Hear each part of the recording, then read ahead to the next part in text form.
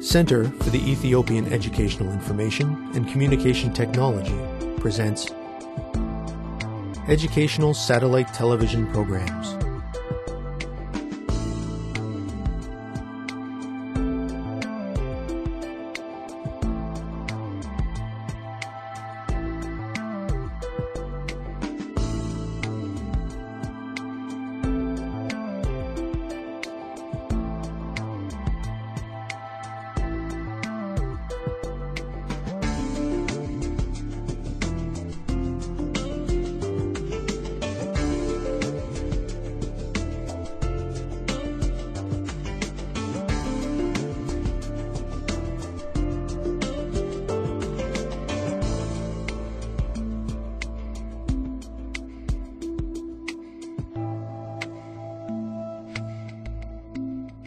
Hello, teacher.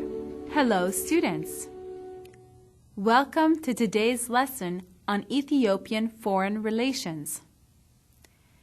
In our last lesson, we learned about the distribution of state power in Ethiopia.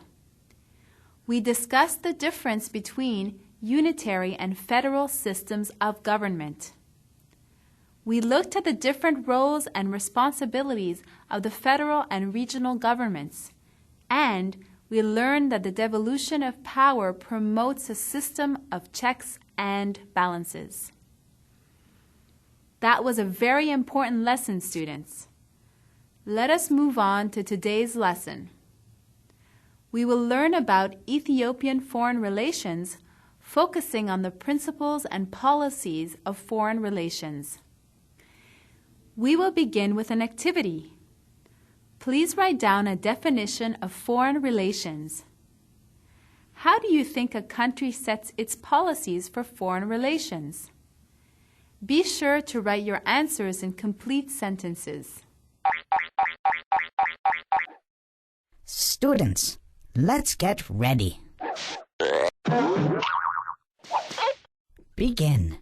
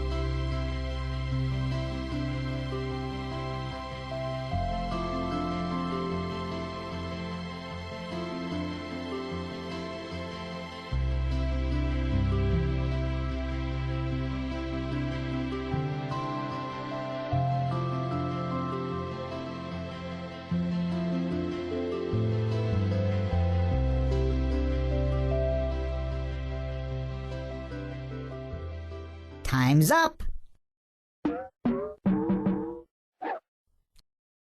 Let's get back to our lesson.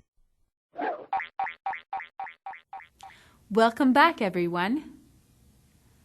When we talk about foreign relations, we mean the external relations of countries. Foreign relations are carried out according to a country's foreign policy and diplomacy. Foreign policy refers to a policy regulating a particular country's relations with other states and peoples in the international arena. A country's foreign policy is based upon its domestic policy. In other words, the foreign policy and domestic policy of a country go hand in hand to achieve similar goals. We will talk further about this in a few moments. Before we learn more about the interrelated nature of foreign and domestic policy, it is necessary for us to understand the full complexity of foreign relations. Foreign relations do not only refer to the relationships between the governments of different countries.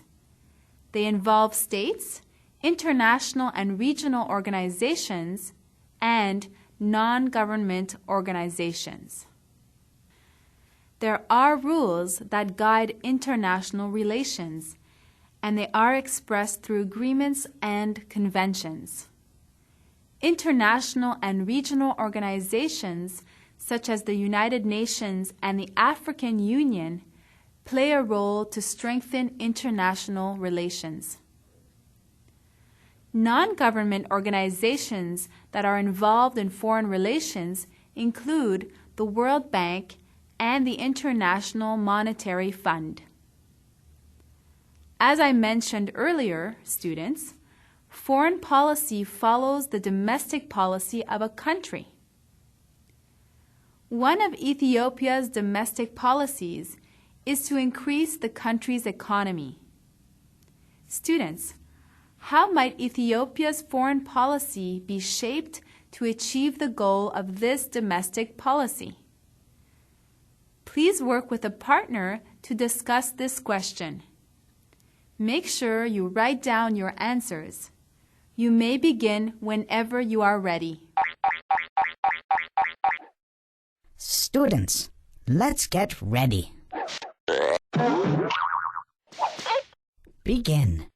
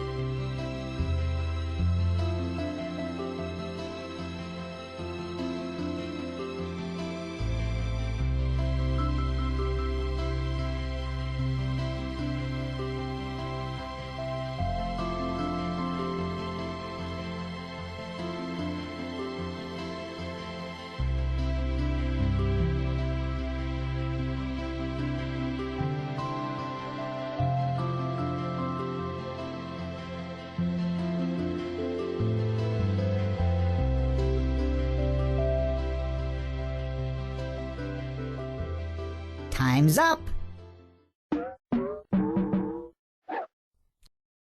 Let's get back to our lesson. Welcome back. I wonder how you answered this question. Let us discuss it together. The country's domestic policy is to increase its economy. One way this can be achieved is through exporting surplus agricultural produce. As you know, Ethiopian agricultural exports include coffee, flowers, and leather goods. Foreign policy can be geared toward encouraging investment in these industries. This will strengthen internal support through business loans so that the country can expand its exports. This activity demonstrates the close relationship that exists between domestic and foreign policy. Good work, students. When a change of government occurs, a country's foreign policy may change. Let us consider some specific examples from Ethiopia's history. During the imperial regime, Emperor Haile Selassie I made great efforts to form close connections between Ethiopia and Western countries. One of these was Great Britain. The links between Britain and Ethiopia resulted in advantages for both countries. In the 1950s, relations between Ethiopia and the United States led to the creation of Ethiopian Airlines and an education system modeled along the lines of that of the United States. Following the revolution in 1974, Ethiopia received a lot of support from the Soviet Union. These examples show how foreign relations and policies can change according to the objectives of different governments. Ethiopia's foreign policy is guided by a set of principles for external relations. These principles protect national interests and maintain the sovereignty of the country. They also include a principle of non-interference in the internal affairs of other states. In addition, one of the principles for external relations indicates that foreign policies must be based on mutual interests and equality to promote the interests of Ethiopia. Another important principle is that foreign policy should seek and support peaceful solutions for international disputes. Another principle is to forge and promote growing economic union and fraternal relations of peoples with Ethiopia's neighbors and other African countries. Students, this is the end of our lesson on Ethiopian foreign relations. We have learned about the relationship between foreign policy and domestic policy. We have also learned about the principles that guide Ethiopia's foreign policy. Next time, we will continue to discuss Ethiopia's foreign relations. Until then, thank you, teacher. Thank you, students.